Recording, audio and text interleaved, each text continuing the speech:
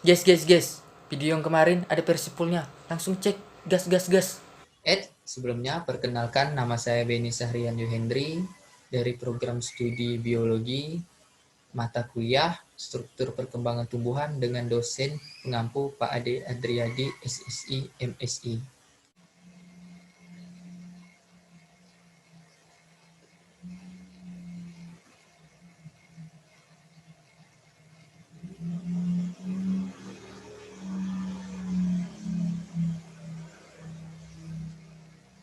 Halo guys, kembali lagi guys.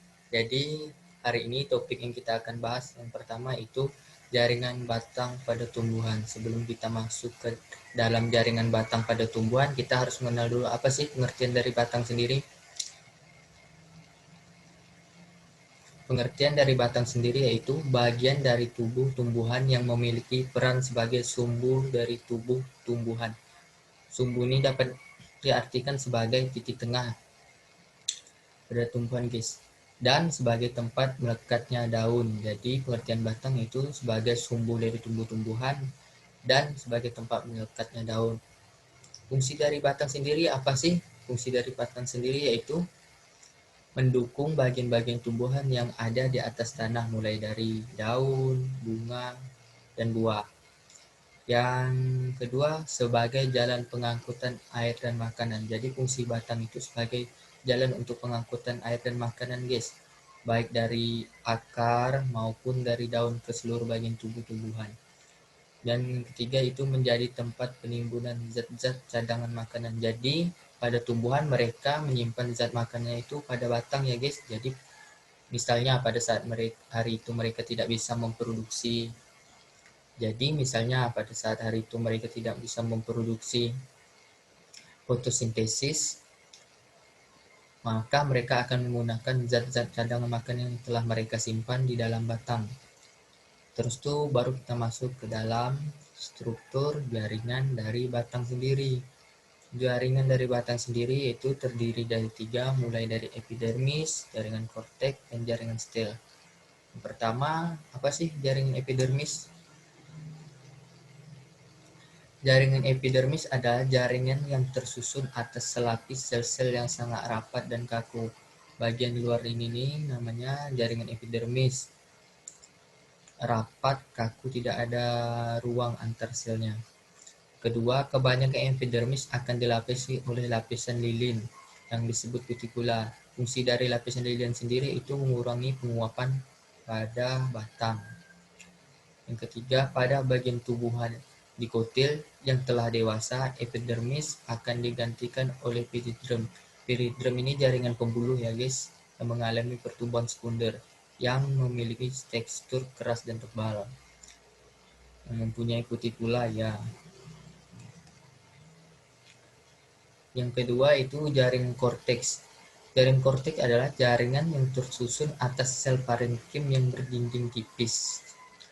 Letak sel parenkrim tidak teratur dan mempunyai banyak ruang antar sel. Jadi letak dari jaringan parenkrim ini tidak beratur ya. Dan juga banyak terdapat ruang antar selnya. Dalam korteks terdapat kolenkim dan sklenkim yang berfungsi menyokong dan memperkuat batang. Batang muda mempunyai banyak kolenkim sebagai penyokong dan terdapat klorofil. Tapi pada batang yang sudah tua, kolenkim akan digantikan dengan sklerenkim dan tidak terdapat klorofil lagi guys. Jadi hanya klorofil itu hanya ada pada batang yang muda, tidak terdapat pada batang yang tua, dan kolenkim pada batang yang muda akan digantikan oleh sklerenkim pada batang tumbuhan yang telah tua. Yang ketiga, jaringan stel. Jaringan stel tersusun atas persikel, silem, dan floem yang tersebar di empulur. Nah, berarti terdapat di bagian tengah batang. Nah, berarti mereka ini tersebar di sini, guys. Mulai dari persikel, silem, parenkrim, floem, floem primer, sekunder. Jadi mereka terdapat di empulur di tengah batang. Selanjutnya itu perbedaan struktur jaringan batang pada dikotil dan monokotil. Untuk yang pertama, perbedaannya itu pada batang dikotil mempunyai empulur dan kambium pembuluh, sedangkan pada batang monokotil tidak mempunyainya. Terus pada batang dikotil pembuluh untuk berkas pembuluhnya besar, sedangkan pada batang monokotil berkas pembuluhnya kecil. Pada batang monokotil memiliki jaringan dasar, sedang batang dikotil itu memiliki korteks. Untuk persamaannya, mereka sesama memiliki jaringan dari epidermis. Selanjutnya kita akan membahas yaitu struktur jaringan batang dikotil secara detail.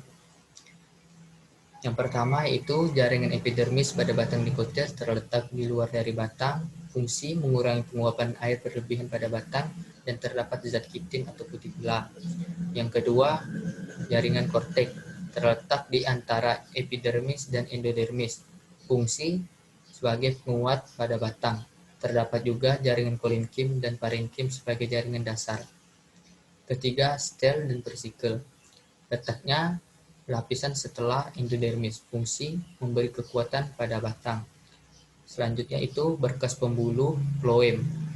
Letaknya di bagian dalam versikel dan bagian luar kambium. Fungsinya pengangkutan makanan dari daun ke seluruh bagian tubuh tumbuhan. Yang kelima yaitu xilem. Terletak di bagian dalam kambium, fungsi mengangkut air dan mineral dari akar ke daun. Yang keenam yaitu kambium, letaknya antara xilem dan floem, fungsi pembentukan xilem ke dalam dan floem keluar, dan pembentukan lingkaran tahunan.